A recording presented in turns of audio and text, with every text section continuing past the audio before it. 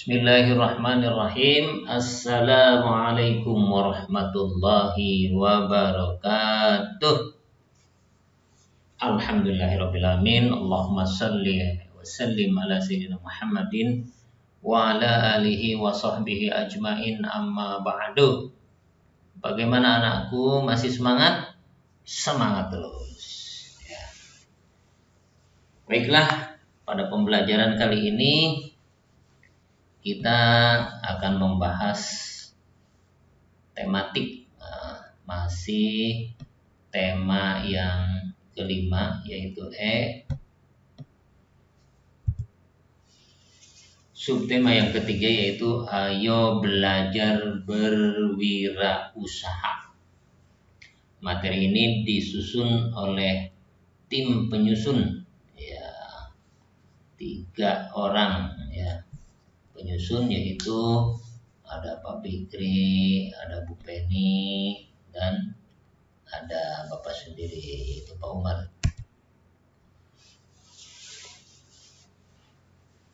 Sebelum kita memulai pembelajaran ini, terlebih dahulu kita membaca doa dulu ya. Bismillahirrahmanirrahim. Rabbi zidni ilman warzuqni fahman, amin. Anak-anakku sekalian, pembelajaran kita tentang ayo belajar berwirausaha. Jiwa wirausaha itu sangat dibutuhkan untuk meningkatkan daya saing. Para wirausaha ini nantinya harus meningkatkan hasil produksinya untuk kemudian diekspor. Pemerintah Indonesia sudah mencatat 10 komoditas unggulan ekspor Indonesia ya ke negara-negara ASEAN maupun ke dunia internasional. Contoh komoditas ekspor ke negara ASEAN adalah minyak mentah, timah, batu bara, karet, biji kakao, dan emas. Di samping itu Indonesia juga mempunyai komoditas lainnya yang punya peluang untuk ditingkatkan nilai ekspornya, yaitu peralatan kantor, rempah-rempah, perhiasan, kerajinan, ikan dan produk perikanan, minyak atsiri, makanan olahan, tanaman obat, peralatan medis, serta peralatan untuk perawatan kulit dan produk kulit. Nah, untuk lebih jelasnya ya kalian bisa membaca teks halaman 70 di buku TMT tema ini, yaitu yang berjudul Indonesia butuh jutaan tenaga kerja terampil untuk menghadapi MEA atau MEA. Nah, apa itu MEA? Pernah mendengar MEA? Ya, tidak semua orang paham dengan MEA. MEA itu adalah Masyarakat Ekonomi ASEAN. Adalah sistem perdagangan bebas atau pasar bebas. Pasar bebas antara negara-negara yang ada di ASEAN. Dengan pasar bebas kita bisa bekerja ya di luar negeri, di Malaysia, di Singapura, di Brunei, di Vietnam ya, atau kita dengan mudah memasarkan produk ke negara-negara yang ada di Asia Tenggara. Nah, sehingga dengan kemudahan-kemudahan itu, maka persaingan antara produk satu negara dengan negara yang lain itu akan semakin ketat. Nah, MEA disepakati pada KTT ASEAN yang ke-9 di Bali, yaitu pada tahun 2003 untuk pembentukan AEC pada tahun 2015. Para pemimpin ASEAN mendeklarasikan AEC, yaitu Asian Economic Community atau yang disebut dengan MEA, Masyarakat Ekonomi ASEAN.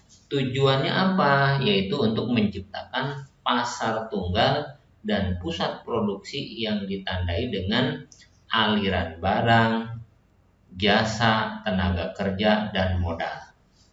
Jadi nanti aliran barang itu akan menyebar ke berbagai negara dengan mudah.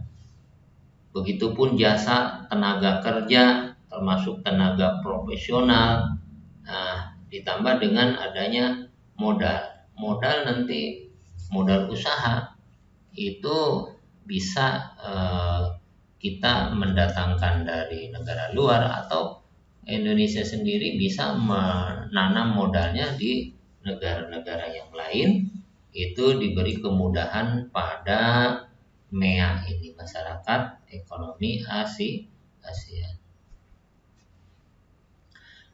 Selain barang produk ataupun jasa, tenaga profesional pun akan bebas masuk ke berbagai negara. Ini merupakan tantangan buat kalian sebagai generasi penerus yang harus memiliki kemampuan profesionalitas, harus punya profesional. Kemudian pemerintah Indonesia menyiapkan tenaga kerja terampil dan berkualitas untuk mengurangi permasalahan ketenaga kerjaan di Indonesia. Dengan adanya pasar bebas, otomatis siapapun dari negara manapun mereka akan dengan mudahnya datang ke Indonesia. Begitu sebaliknya, dari Indonesia kita diberikan kemudahan untuk ke luar negeri, termasuk tenaga profesional. Kalau di negeri kita sendiri tidak mampu bersaing, maka dengan sendirinya tenaga ahli itu akan diambil alih oleh negara-negara luar yang mereka yang lebih kompeten. Makanya tingkatkan profesional dan tingkatkan kualitas kalian, terutama nanti kalian yang sebagai generasi penerus bangsa ini. ASEAN Mutual Arrangement atau MRA menetapkan 8 profesi yang masuk kepada kebijakan pasar bebas. Itu apa saja? Ada akuntan, insinyur, arsitek, perawat, dokter gigi, tenaga pariwisata, dokter, dan tenaga survei.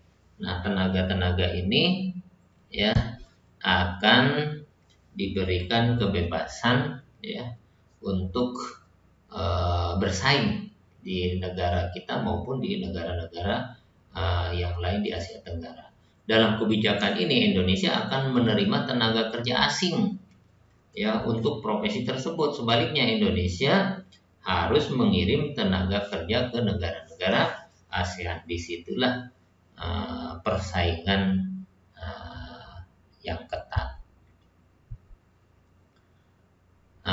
Kemudian anak-anak sekalian, manfaat MEA bagi pelaku usaha Indonesia. Apa sih manfaatnya? Pertama, membuka peluang besar untuk pengusaha Indonesia bekerja sama dengan pengusaha lain di kawasan ASEAN. Kemudian yang kedua, mempermudah pengusaha Indonesia untuk menjual produknya ke negara-negara ASEAN. Yang ketiga, memudahkan Indonesia untuk melakukan ekspor-impor. Hal itu karena tidak adanya hambatan di proses bea dan cukai, sehingga produk akan lebih mudah. Lebih mudah apa? Lebih mudah mengirim, mendatangkan, itu karena pasar bebas. Yang keempat, meningkatkan kreativitas para pengusaha dalam negeri agar dapat bersaing dengan produk negara ASEAN yang lain. Pengusaha harus selalu kreatif dalam menciptakan produk yang diminati pasar. Jika produk tidak diminati, maka produk akan ditinggalkan. Itu mau tidak mau. Kemudian yang kelima, meningkatkan perekonomian negara sehingga pemasukan negara akan akan bertambah. Yang keenam, meningkatkan kesejahteraan masyarakat Indonesia. Dengan semakin banyaknya usaha yang berkembang, semakin banyak pula lapangan pekerjaan. Berikutnya hambatan. Hambatan yang dihadapi bangsa kita dalam menghadapi MEA, diantaranya pertama, kurangnya pendidikan sumber daya manusia. Yang kedua, ketidaklengkapan prasarana yang memuat arus barang dan jasa, sehingga akan mengalami hambatan. Yang ketiga, terbatasnya ketersediaan energi dalam bentuk siap pakai. Kemudian bagaimana strategi pemerintah menghadapi MEA ini? Ya, tadi ada hambatannya. Bagaimana strategisnya? Yang pertama, meningkatkan standar mutu pendidikan. Kurikulumnya ya ditingkatkan, kualitas pendidikannya ditingkatkan, sumber daya pendidiknya ditingkatkan. Nah, ini strategi pemerintah. Yang kedua, memberi pelatihan kepada calon tenaga kerja yang akan bekerja di negara-negara asing, ya. Tenaga-tenaga Indonesia yang akan dipekerjakan di luar negeri itu dibekali dengan pelatihan-pelatihan, ya, kemampuan, skill dan lain sebagainya. Yang ketiga, membina UMKM, yaitu usaha mikro, kecil dan menengah, untuk meningkatkan kualitas produknya sehingga dapat bersaing dengan produk luar negeri. Kemudian yang keempat, menyiapkan produk-produk unggulan untuk bersaing di pasar ASEAN. Kenapa? Karena sekali lagi, ketika produk kita kalah dengan produk yang dari luar, kalah apa? Kalah unggulnya, kalah kualitasnya, kalah harganya, maka produk kita dengan sendirinya tidak laku di pasaran, akan ditinggalkan. Itu sudah menjadi resiko di pasar bebas. Nah, sekarang masuk ke tugas yang pertama. Ini ada ya, dibaca halaman 70, kemudian jawab. Di sini ada 5 pertanyaan. Pertama, apa yang kamu ketahui tentang MEA? Dan seterusnya ada 5. Berikutnya tugas yang kedua, ya, yaitu halaman 94. Bisa dibaca ya sama kalian halaman 94. Tugasnya apa? Ada 3 pertanyaan. Pertama, apa manfaat MEA bagi usaha mikro, kecil dan menengah di Indonesia? 2, kemudian yang ketiga yaitu dengan mengisi kolom berikut. Ada bidang usaha, ada nama perusahaan, ada produk usahanya, kemudian negara tujuan ekspor.